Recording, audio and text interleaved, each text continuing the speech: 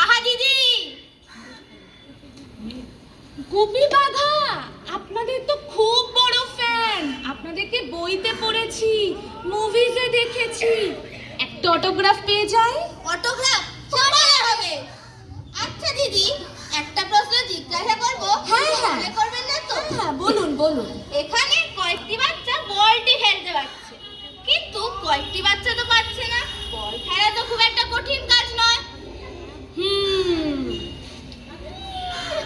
আপনার প্রশ্নটা খুবই ভালো, কিন্তু অনেক বাচ্চাদের একটা কন্ডিশন হয়, সেটাকে আমরা এএসডি বলি। এএসডি বলতে, এএসডি মানে হচ্ছে অটিজম স্পেকট্রাম ডিসঅর্ডার।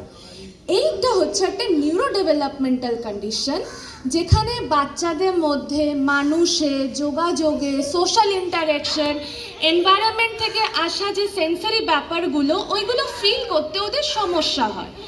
এই বাচ্চাদের মধ্যে রিপিটেটিভ বিহেভিয়ার দেখা যায়, মানে বারবার একই কাজ করা প্রবণতা দেখা যায় এদের মধ্যে। তাই জন্যে খুব বেশি সেন্সিটিভ টাচ হয়, টেক্সচার সেন্সিটিভ হয়, সাউন্ড সেন্সিটিভ হয়। এদেরকে আমরা স্পেকট্রাম বলি। স্পেকট্রাম বলতে, স্পেকট্রাম মানে হচ্ছে সব বাচ্চাদের চ্যালেঞ্জ আলাদা আলাদা, আর তাই জন্যে এদের হেল্পও আলাদা আলাদা হয়। বুঝলাম।